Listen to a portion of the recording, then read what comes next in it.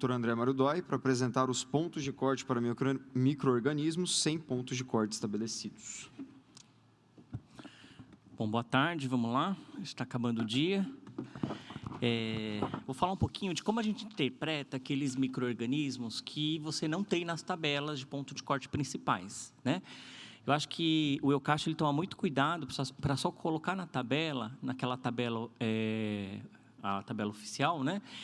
Aquilo que se tem certeza, tanto do ponto de vista, né, em relação à bactéria, em relação à droga, em relação à eficácia clínica, né? Então, quando eles têm o máximo de certeza, aí o ponto de corte ele é colocado nas tabelas que o Dr. Jorge apresentou hoje de manhã. Mas algumas situações, nem sempre, né? A gente vai ter aquelas situações de micro-organismos mais diferentes, ou alguns micro-organismos que a gente vai fugir um pouco daquilo que está na tabela e que a gente vai precisar usar outros recursos, tá? Que são disponibilizados pelo próprio BRCAST. Então, por exemplo, às vezes você vai ter algum grupo bacteriano ou agentes antimicrobianos para os quais a gente não tem esse ponto de corte, isso vai se decorrer, né? Devido, pode ser assim, a agentes que são pouco frequentes, né? Ou a gente não tem tantos estudos clínicos, né, evidenciando, né, correlação clínico-laboratorial. Então, nessas situações que a gente vai cair de ter que utilizar pontos de corte alternativos, tá? Mas quando eu digo alternativos, não quer dizer que assim são pontos de corte num ponto de vista negativo, tá? A gente pode utilizar, né? Porém a gente tem que tomar alguns cuidados e colocar algumas observações e laudo para que os médicos fiquem cientes. Então aqui embaixo nesse slide, né, que eu coloquei algumas espécies raramente isoladas, né? Então, por exemplo, para Erysipelotrix, Campylobacter que não, né, não jejuna e não colhe, que provavelmente a gente não vai ter, né, ponto de corte tão cedo por conta que são espécies raramente isoladas, tá? E alguns, quando a gente trocou, quando as pessoas utilizavam o CLSI e passaram a utilizar o BRCAST, elas sentiram falta, né, de algumas drogas, que eu vou mostrar lá para frente para vocês. Mas o muito bacana do BRCAST, assim, vou falar uma experiência própria minha, é que sempre quando você não vê, né, assim, você sente falta de algum agente, em algum lugar você sempre acha uma explicação plausível para isso. Tá? Então, não é uma coisa que fala assim, não tem e acabou. Você vai procurar e, de alguma forma, você encontra uma resposta do porquê que essa droga não está disponível para aquele micro-organismo. Tá? Então, quando a gente não tem ponto de corte na tabela, né, o que a gente pode fazer? Né, a gente pode usar uma alternativa, né? E eu vou falar um pouquinho dos pontos de corte de PK/PD, né? Que pode ser uma alternativa quando a gente não tem esse ponto de corte para um isolado. Então, nessas situações, né, na ausência de um ponto de corte, o que a gente pode fazer? A gente pode determinar a concentração inibitória mínima que seja confiável, né, para esse agente e que também ela seja reprodutível. E, a partir do momento que você tem uma CIM que possa ser determinada com segurança, a gente consegue fornecer alguma orientação. Tá? O disco de fusão, nesses casos, né, que você não tem ponto de corte lá na tabela oficial, ele não deve ser utilizado. Tá? Porque quando ele vai lá para a tabela oficial, o Jorge já mostrou um gráfico que eles fazem uma correlação do disco de fusão com a MIC. Tá? Então, para ter certeza que você tem uma correspondência de um método com o outro, né? E a MIC lá eles fazem com microdiluição em caldo. Então, uma alternativa que é possível de ser utilizada, né, em várias situações, é a tabela de ponto de corte de PK/PD. Então, a Marinês já falou bastante, né, e o Fábio falaram bastante com vocês sobre PK/PD, e a tabela de PK/PD, quando a gente vai olhar, ela não está relacionada a nenhuma espécie. O que a tabela de PK/PD está olhando? Ela está olhando mais a droga e o hospedeiro. Tá? Então, ela não está levando muito em consideração a espécie. Então, a gente tem que sempre prestar atenção que a tabela de PK/PD não é espécie específica. Tá? A tabela de PK/PD está no final do documento. Então, lá no finalzinho do documento, a gente consegue checar essa tabela. E aí, a gente pode fazer o seguinte, a gente pode determinar a CIM, né, por um método confiável. Se a CIM, né, for menor ou igual a ponto de corte, né, que corresponde à suscetibilidade na tabela de PK/PD, a gente pode sugerir que a gente pode colocar lá sensível, né? É sempre importante colocar uma nota, né, de que esse ponto de corte ele foi, né, obtido, né, essa categorização foi obtida pela tabela de PK/PD. É importante que você reporte isso no seu laudo e sugerindo que o agente possa ser usado com cautela. Tá? A MIC pode ser reportada, né, além da categoria, mas ela não é essencial, certo? Se a MIC, né, que você determinou for maior que o ponto de corte de PK/PD que está na tabela, aí você desaconselha o uso. Então, você põe o R lá de acordo com a tabela, né, reporta para o médico que você obteve, né, essa categorização pela tabela de PK/PD e desaconselha o uso desse medicamento, tá, para esse agente. Então, isso daqui é a tabela de PK/PD. A gente vai ver que não tem para todos os antimicrobianos, mas tem para um grande grupo de antimicrobianos. Então, toda vez que você não vê um ponto de corte para um agente na tabela, você corre para a tabela de PK/PD. E aí, né, tem a situação. E quando eu tenho um micro-organismo e também não tenho um ponto de corte na tabela de PK/PD? Né? Que também pode ser que aconteça em alguns casos, né? Então, nessas situações, o que a gente tem recomendado, né? Então, quando você não tem a tabela de ponto de corte PK/PD e você tem lá, a primeira coisa é dar uma olhada na literatura, né, para ver o que a literatura está dizendo em relação a qual a droga tem melhor atividade para aquele agente, tá? E você pode determinar a concentração inibitória mínima, mas antes de você sair determinando a concentração inibitória mínima, você pode olhar, né,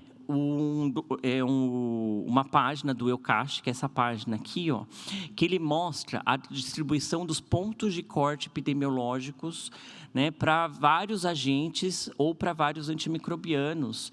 E esse link a gente deixou lá no site para vocês conseguirem acessar de uma maneira bem fácil. Deixa eu ver aqui, assim. Foi aqui. É o do meio? Para lá. É o de cima, tá bom. Então, aqui, ó, né, nesse link aqui que a gente deixou lá, ele te joga para uma página lá do EUCAST, que é essa página. Tá? Isso daí não dá para traduzir, tá? Porque é uma página que tem vários links de acesso, então ela está em inglês mesmo, mas você vai lá no Search Database aqui. Esqueço que não pode apontar com isso, apontar com isso aqui, ó. Aqui, Search Database. E aí você clicando lá, você pode escolher ou pelo grupo de antimicrobianos aqui, ou pelo micro-organismo aqui. Tá? Então, hoje de manhã eu estava fazendo esse exercício e eu estava vendo se tinha alguma coisa nova para Burkholderia complexo cepacia. Tá? E aí, quando tem ponto de corte de PK/PD, né, e aí ele te dá lá na tabela, né, o quantos isolados foram testados, né, quantas observações foram feitas em relação a esses isolados. E aqui desse lado aqui, ó, ele mostra a distribuição de CIM para os vários agentes. Então, você pode ir ou pelo agente ou pela droga. E aí você pode até escolher, né, se é por MIC ou por disco de difusão. Mas, geralmente, como a gente vai determinar, né, se for nesses casos, se você tiver o ponto de corte epidemiológico, você vai determinar a MIC e você clica lá na CIM. E aí, depois, se você for utilizar, né, para buscar o antimicrobiano, ele vai te abrir uma lista, né, nessa janelinha de todos os antimicrobianos, ou se você for buscar pela espécie, você tem nessa lista aqui, né, aqui, ó, isso aqui é um aumento disso aqui de cima, você pode buscar pela espécie, tá? Então, por exemplo, para a Burkholderia cepacia, você abre lá o ponto de corte epidemiológico e ele vai te mostrar né, as drogas que são testadas, a distribuição e o ponto de corte epidemiológico. Tá? O que é o ponto de corte epidemiológico? Então, como a gente pode ver aqui, a distribuição, né, aqui nesse... Opa! Aqui no eixo, né, aqui no eixo horizontal, a gente vê a distribuição das CIEMs, e aqui, ó, o número de isolados. O que é o ponto de corte epidemiológico? É o ponto de corte no qual a gente consegue segregar, né? Então, além de se fazer a MIC, se estuda mecanismos de resistência nesses isolados e ele separa, né, a população selvagem, ou seja, a população sem mecanismo de resistência, da população com mecanismo de resistência. Então, aqui em azul está pintado lá, né? Tem pintado os isolados que não têm mecanismo de resistência. A partir da linha vermelha para frente, a gente tem micro-organismos que têm algum mecanismo de resistência. Então, qual que é o ponto epidemiológico, corte epidemiológico nesse caso? Aí seria aqui, por exemplo, no 0,25. Tá? Eu vou mostrar essa figura atualizada posteriormente. Aí, né, então, assim, você foi ver na tabela principal, não tem a droga na tabela de PK/PD, mas você vai lá encontrar por agente ou por droga nessa tabela de ponto de corte epidemiológico. Então, você usa, né, um método também, né, para determinar a CIEM que seja confiável e reprodutível.